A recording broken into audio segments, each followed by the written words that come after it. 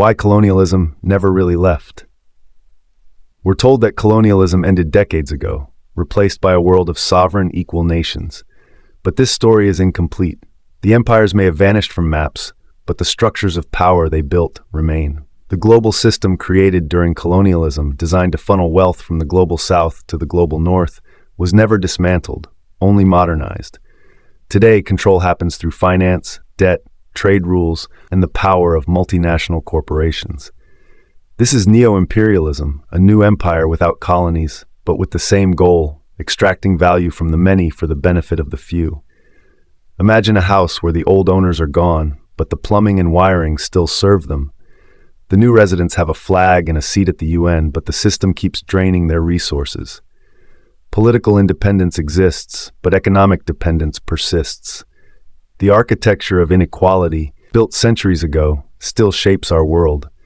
Powerful countries and corporations compete for land, labor, and markets just as before, only now the tools are subtler.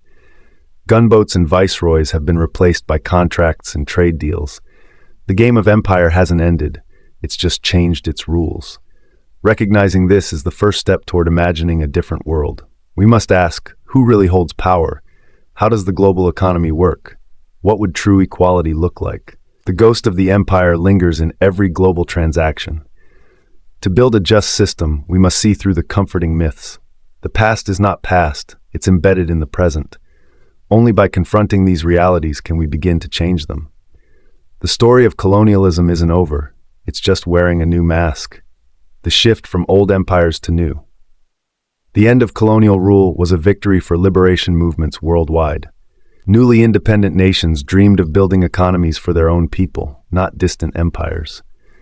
But the old powers adapted, using new tools to maintain control. Institutions like the World Bank and IMF, created by the West, became the new enforcers.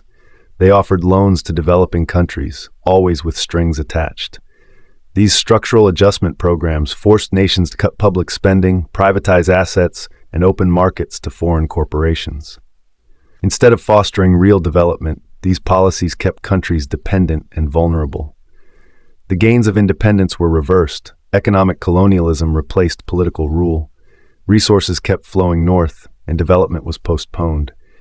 The dream of a fair world faded, replaced by a system that updated its methods but kept the same logic of extraction.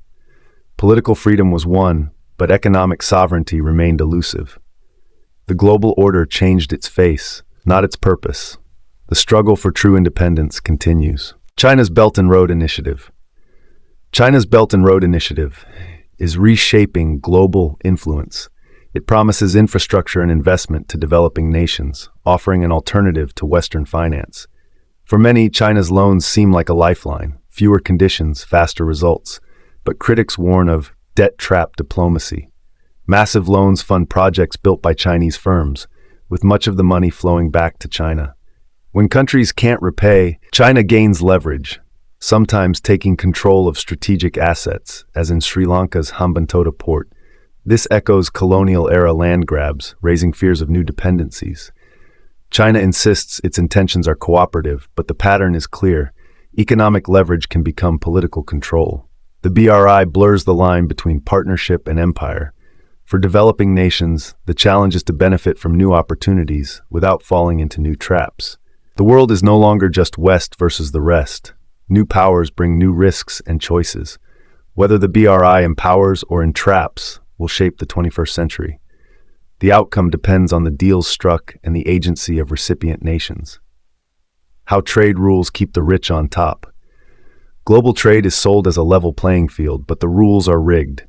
Institutions like the WTO enforce systems designed by the powerful for the powerful. Rich countries subsidize their own farmers, then flood global markets with cheap goods, undercutting producers in the global south.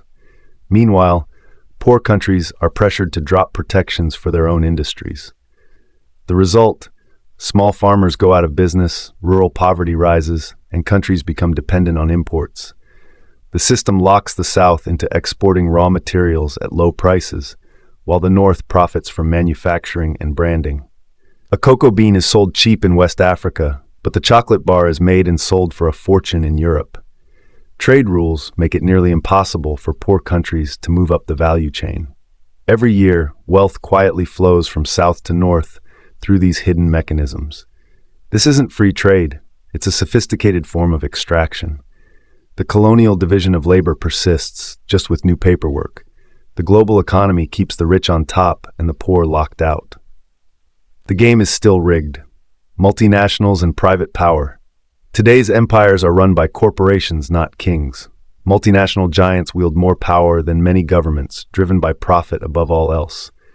In the global south, extractive industries, oil, mining, agribusiness, cut secretive deals, drain resources, and leave communities with pollution and broken promises. When challenged, these corporations fight back with lawyers, lobbyists, and sometimes private armies. Private military companies protect assets, suppress protests, and operate beyond the law. Corporate power erodes national sovereignty, creating private fiefdoms where company interests override public good. Tech giants control digital infrastructure, harvest data, and shape what we see and know. Agribusinesses dominate food systems, pushing monocultures and dependency. This concentration of power threatens democracy and the environment. The new imperial flag is a corporate logo. The line between company and state is fading. Neo-Imperialism is now branded and global. Military footprints across the globe. Military power still underpins the global order, but its form has changed. The U.S. operates hundreds of bases worldwide, projecting force and protecting interests everywhere. This presence gives Washington leverage over host nations and ensures its dominance. Other powers are expanding too. Russia in Ukraine and Syria, China in Djibouti, and the South China Sea. The new great game is a contest of bases, arms, and influence. Proxy wars and arms races make the world more unstable. Smaller nations are pressured to pick sides, host bases, and buy weapons, often at the cost of their own sovereignty. Military might back up economic interests, keeping the system in place. The threat of force is always in the background. For many in the global south, foreign troops are a daily reality. Independence is limited by the shadow of the gun. The military footprint of the empire is everywhere. The battle for cultural and digital influence. Empire isn't just about land or money, it's about minds. Soft power shapes what we value, desire, and believe. American culture, movies, music, brands, has dominated globally, spreading its values and worldview.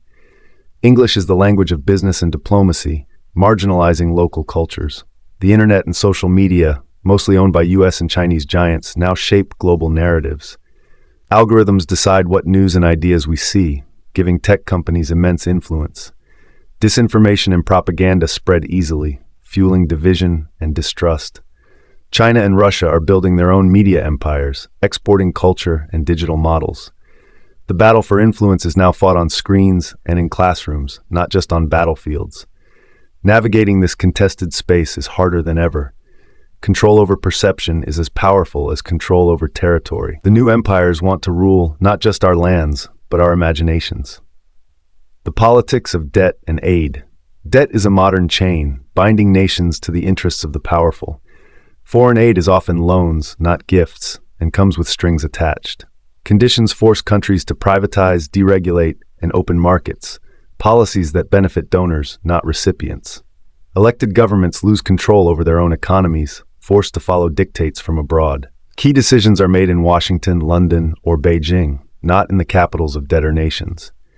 The result is a cycle of failed policies deepen poverty, making repayment harder, leading to more loans and more conditions. Sovereignty becomes an illusion. Economic policy is held hostage. This system isn't accidental. It's designed to keep the hierarchy intact. Debt peonage on a global scale ensures creditor nations call the shots. The promise of aid masks a system of control. Dependency is built in, not a side effect. The global south remains trapped by golden chains. True freedom requires breaking them. Sovereignty, solidarity, and the future of a multipolar world. The neo-imperial system isn't unchallenged. Across the global south, movements and governments are fighting back, demanding sovereignty, justice, and new models of development. Farmers in India, indigenous groups in the Amazon, and activists in Africa are resisting exploitation and debt. These struggles expose the system's injustices and build power from below. New forms of South-South cooperation are emerging, with countries seeking solidarity and stronger regional blocs. The rise of China, India, and Brazil is shifting the global balance, creating a more multipolar world. The future is uncertain. Will new empires entrench dependency, or will resistance forge a fairer order? The answer depends on building alliances across borders and movements. Real change means rethinking global systems, moving from extraction to cooperation and sustainability. The fight for a post-colonial world is far from over. History is still being written. The struggle for justice continues.